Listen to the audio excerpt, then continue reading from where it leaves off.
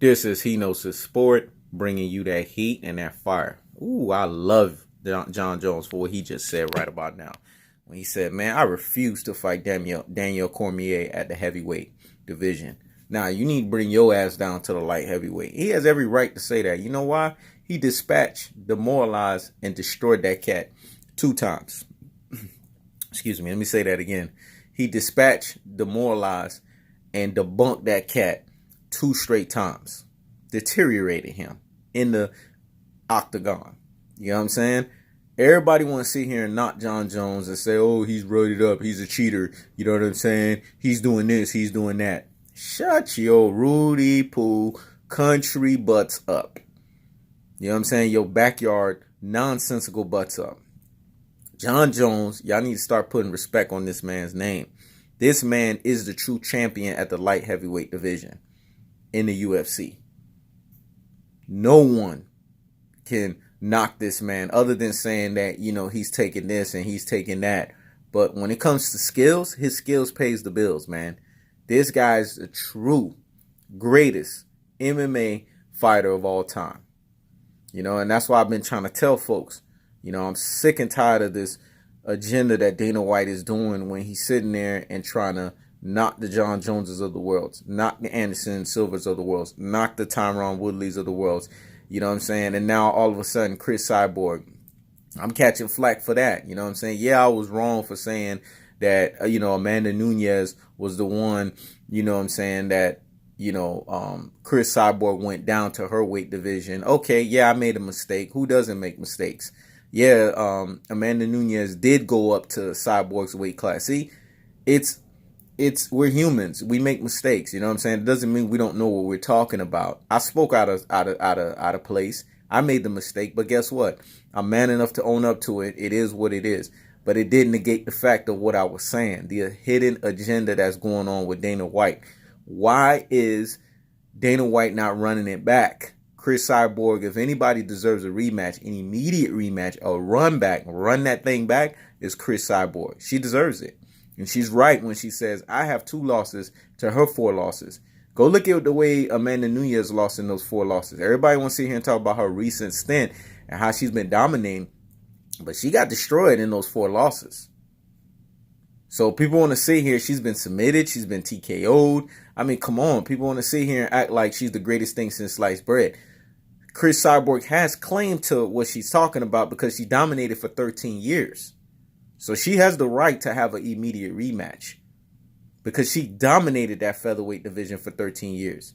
When you dominate on that magnitude for that long, you should be able to have a run back, especially you should be able to have it running back, especially when Dana White is giving Conor McGregor, who's clearly lost to Nate Diaz, and Khabib straight TKO'd him. How come he has the option to get a rematch? But nobody want to talk about that. See, that's the stuff I'm talking about, where Dana White has his favorites and he likes who he likes. But on and back to the context of what I was talking about, Jon Jones.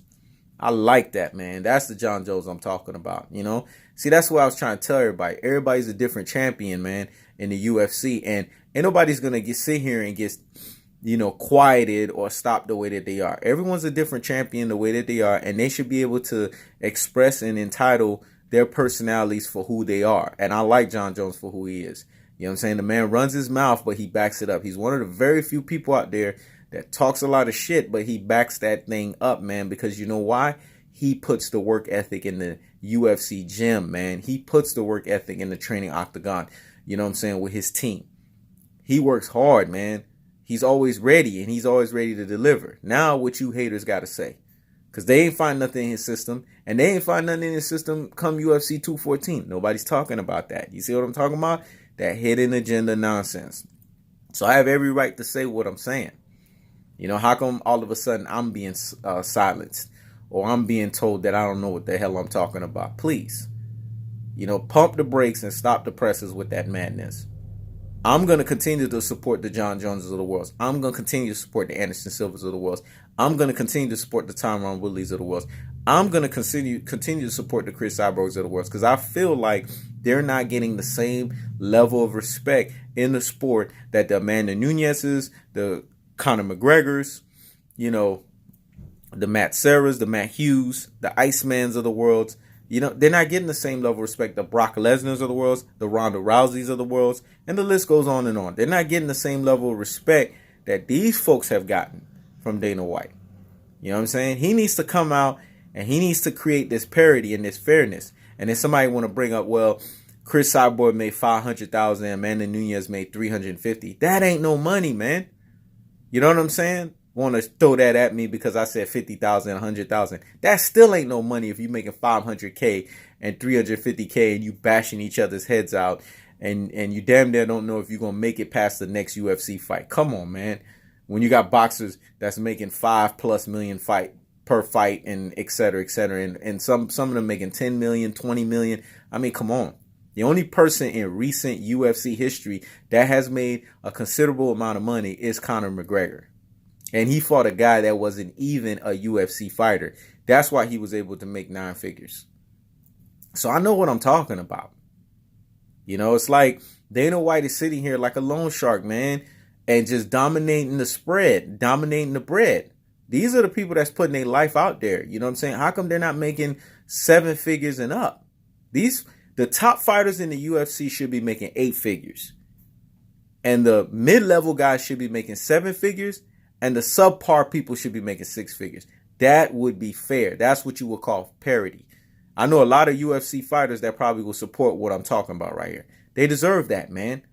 You know what I'm saying? When you put your life on the line the way that they do, there's no sport that puts their life on the line as much as UFC fighters do. They deserve way more than what they're getting. And if no one's going to stand up for them, it's going to be me. Whether if it's a UFC fighter that I root for or I don't. I respect all of them because I ain't taking my ass in the octagon. And I know many people that ain't taking their asses in the octagon. But these guys step into the octagon and they're willing to die, man. They're willing to kill themselves.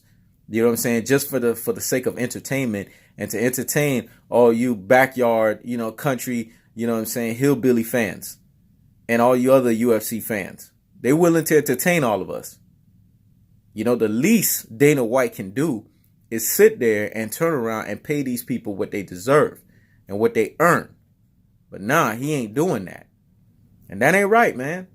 You know, and if I got to be the one out of many to call this thing out for what it is, I'm going to do that. That's why I say there's a hidden agenda in this damn sport. It's not right, man. Not when you're seeing these paychecks in basketball. Not when you're seeing these paychecks in football. Not when you're seeing the paychecks in boxing. It don't make any sense why these UFC fighters are not making what they're supposed to. At the end of the day, Jon Jones is a cash cow guy. He brings people to the well because a lot of people want to see him lose. You know what I'm saying? People can't believe he's that great. So why is he not a 8-figure guy? Even with all the cheating that's going on. That's all I'm trying to say, man. The man has an established record. Why is Chris Cyborg not making the money she's making?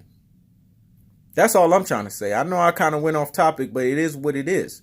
Now, going back, Jon Jones has every right to call out Daniel Cormier and to tell his Rudy Poo butt, you know what I'm saying, his Uncle Tom butt, that, hey, you need to bring your butt down to the light heavyweight division if you want to fight me a third time. He doesn't have to go to the heavyweight. You know why? Because Jon Jones defeated him twice.